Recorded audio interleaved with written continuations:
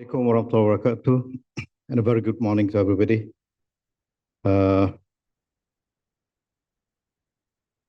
Yang berbahagia, Dr. Habib Reza Arzani, Cultural Counselor, Embassy of Iran, Datuk Halimah Muhammad Said, Coordinator, Curator, Women in Art, Dr. Ahmad Badri Abdullah, Deputy CEO of IIS Malaysia, Dr. Abdul Reza Alami, Director, West East Center, Asia WE, Professor Datin Dr. Raihana, Dr. Zahra Usati, Dr. Muna Bilgrami, Dr. Basma Abdul Ghaffar, Dr. Haslinda, and our long life friend, Professor Dr. Said Farid Alatas. Distinguished guests, ladies and gentlemen, I'm delighted and honored to welcome participants and speakers from various countries and backgrounds, such as political leaders, scholars, activists, and policy experts. Your presence and contributions will enrich this forum and enhance our collective understanding and action. As the chairman of IIS Malaysia, I thank the co-organizers, Asia WE, Dr. Abdul Reza, the Cultural Center of Embassy of Iran, Dr. Arzani, the Department of Political Science at IIUM, and IPSAS UPM. Ladies and gentlemen, to set the stage, let me recite a pearl of wisdom from the great poet and mystic Maulana Jalaluddin Rumi.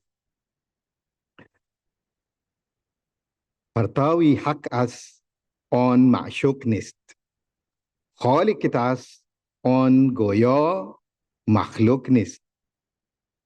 I hope I pronounce it correctly, which means woman is a ray of God. She's not that earthly beloved. She is creative, not created. The role of women in shaping social reform is not only crucial, but also undeniable. Muslim women have been at the forefront of many movements and initiatives that aim to promote the well-being, dignity, and empowerment of their communities and societies. They have challenged the status quo, advocated for change, and contributed to the development of their nations and the Ummah.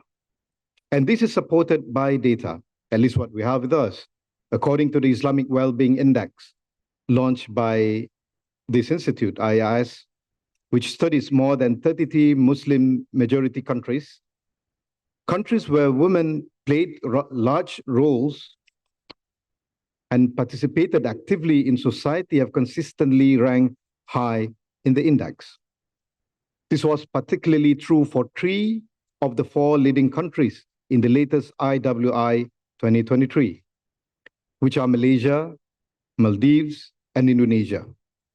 In these countries, the education gap between gender is low, the health outcomes are positive, the political representation is fair, and the economic opportunities are abundant.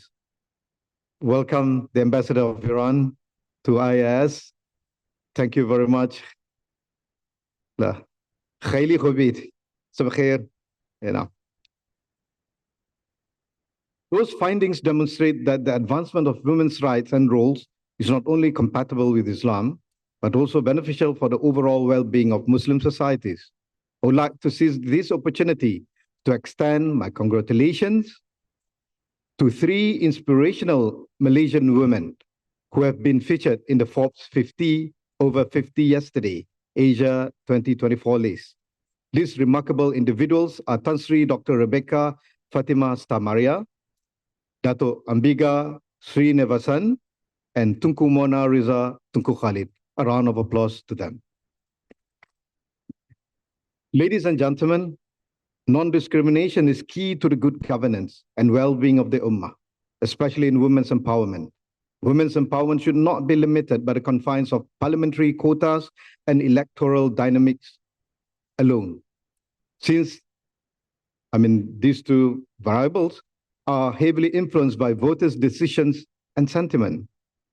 But It must be extended to leadership roles in government departments, in government agencies, government-linked corporations or GLCs, entrepreneurship, universities, corporate sectors, and various agencies. As I remember, a couple of months ago, I was in Frankfurt, and was it MIDA of Malaysian Embassy in Frankfurt, they organized a meeting with EU leaders of SMEs from Germany and German-speaking countries. And we were caught with surprise that all, if not most, of the representatives from the German-speaking countries, including Germany, they're all white men. And the head of MIDA of Malaysia, she's a lady. Okay. This commitment aligns seamlessly with the Madani agenda. As stated by the Prime Minister Anwar Ibrahim during the launch of the I Sayang initiative last year in March 2023, the Prime Minister sets a visionary target: ensure that women hold at least 30% of decision-making roles in government-linked companies and Ministry of Finance incorporated companies by 2023. This pledge shows a progressive vision for gender non-discriminatory and a determined effort to overcome historical gaps and systemic exclusion of women and youth from decision-making processes. As we pursue a more equitable future, adopting non-discriminatory practices in governance is not only admirable, but also vital for the more just, fair, and inclusive society. In Malaysia, not only we have a substantial number of women in the parliament and state assemblies, but our current Chief of Justice is also a lady. The Minister of Education, for the very first time in Malaysian history, is a woman.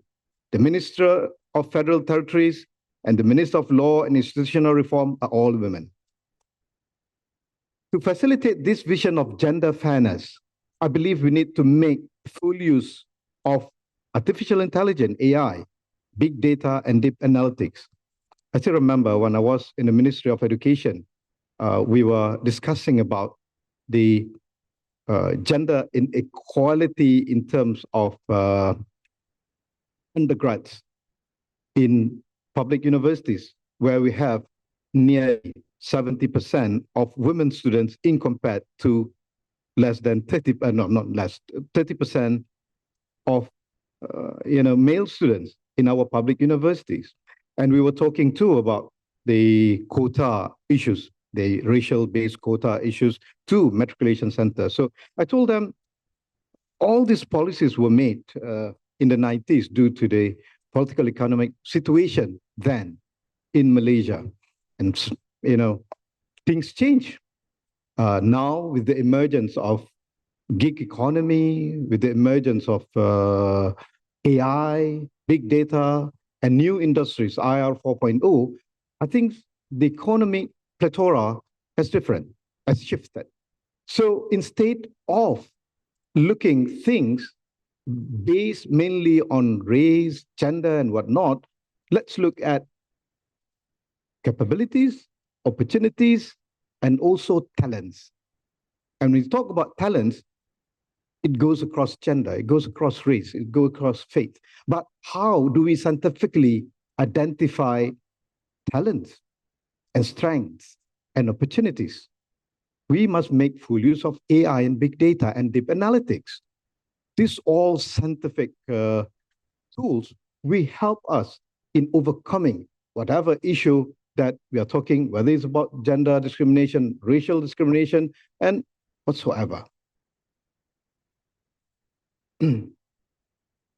These technologies can help us to empower women with access to information, education, and opportunities, as well as monitor, prevent, and respond to the challenges, opportunities, and as well as discriminations that women face in various contexts and situations.